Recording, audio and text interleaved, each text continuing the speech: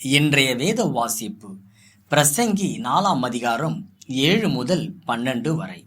பின்பு நான் திரும்பிக் கொண்டு சூரியனுக்கு கீழே மாயையான வேறொரு காரியத்தைக் கண்டேன். ஒருவன் ஒண்டிக்காரனாயிருக்கிறான், அவனுக்கு உடனாளியுமில்லை, அவனுக்குப் பிள்ளையும் சகோதரனுமில்லை. அப்படியிருந்தும் அவன் படும் பிரயாசத்துக்கு முடிவில்லை, அவன் கண் ஐசுவரியத்தால் திருப்தியாகிறதுமில்லை. நான் ஒரு நன்மையையும் அனுபவியாமல் யாருக்காக பிரயாசப்படுகிறேன் என்று அவன் சிந்திக்கிறதுமில்லை. இதுவும் மாயை, தீராத தொல்லை. ஒண்டியாயிருப்பதிலும் இருவர் கூடியிருப்பது நலம், அவர்களுடைய பிரயாசத்தினால் அவர்களுக்கு நல்ல பலனுண்டாகும். ஒருவன் விழுந்தால் அவன் உடனாளி அவனை தூக்கிவிடுவான், ஒண்டியாயிருந்து விழுகிறவனுக்கு ஐயோ, அவனை தூக்கிவிடத் துணையில்லையே. 2 பேராய் படுத்துக் கொண்டிருந்தால் அவர்களுக்கு சூடுண்டாகும், ஒண்டியாயிருக்கிறவனுக்கு சூடுண்டாவது எப்படி?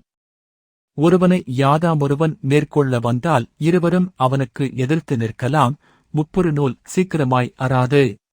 இன்றைய நற்செய்தியின் தலைப்பு வாடகைக்கு நண்பர். உலகத்தில் வாழும் பலருக்கு வாழ்க்கை என்பது தனிமையான ஒன்றாய் மாறிவிடுகிறது. 1990 நண்பர்கள் இல்லாத அமெரிக்கர்களின் எண்ணிக்கை 4 மடங்காக அதிகரித்துள்ளது. குறிப்பிட்ட ஐரோப்பிய நாடுகளில் 20% பேர் தனிமையில் வாழுகிறார்கள். ஆனால் ஜப்பான் தேசத்தில் சில வயதானவர்கள் குற்றச் செயல்களில் ஈடுபட்டு சிறைக்கு செல்லுகின்றனர். அங்கு அவர்களுக்கு சிநேகிதர்கள் உருவாகின்றனர். இந்த தனிமை தொற்றுநோய்க்கு தொழில் முனைவோர் ஒரு தீர்வை கொண்டு வந்துள்ளனர். அதுதான் வாடகைக்கு நண்பர். சில மணி நேரங்களுக்கு அவர்களை வாடகைக்கு எடுத்துக் கொண்டால் அவர்கள் உங்களை ஒரு ஓட்டலிலோ அல்லது விருந்துக்கோ சந்தித்து பேசி பழகுவார்கள். அப்படிப்பட்ட ஒரு சிநேகிதியிடம் உங்களின் வாடிக்கையாளர் யார் என்று கேட்டபோது, நண்பர்களை உருவாக்கக்கூட நேரமில்லாமல் நீண்ட நேரம் வேலை செய்யும் 30 to 40 வயதுக்குட்பட்ட நடுத்தர வயதுடையவர்கள் என்று பதிலளித்தாள். பிரசங்கி 4ஆம் அதிகாரம் பிள்ளையும் சகோதரனுமில்லாமல் ஒண்டியாயிருக்கும் ஒரு நபரைக் குறித்து விவரிக்கிறது.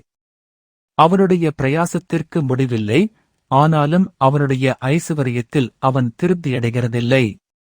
யாருக்காக பிரயாசப்படுகிறேன் என்று சரியான கேள்வி எழுப்பப்படுகிறது. நல்ல சிநேகிதர்களை அவன் தனக்கென தெரிந்து கொண்டால் அவருடைய பணிசுமை இலகுவாகவும் இக்கட்டில் அவனுக்கு துணையாகவும் இருக்கும். இறுதியாக சிநேகிதரில்லாத வெற்றியும் மாயையே என்று முடிக்கிறார். முப்புரி நூல் சீக்கிரமாய் அறாது என்று பிரசங்கி சொல்லுகிறான். ஆனால் அதை அவ்வளவு சீக்கிரத்தில் நெய்யவும் முடியாது. உண்மையான நண்பர்களை வாடகைக்கு எடுக்க முடியாது என்பதால் அவர்களை உருவாக்குவதற்கு தேவையான நேரத்தை முதலீடு செய்வோம். தேவனை நமது 3வது இழையாகக் கொண்டு நம்மை இறுக்கமாக பிணைப்போம்.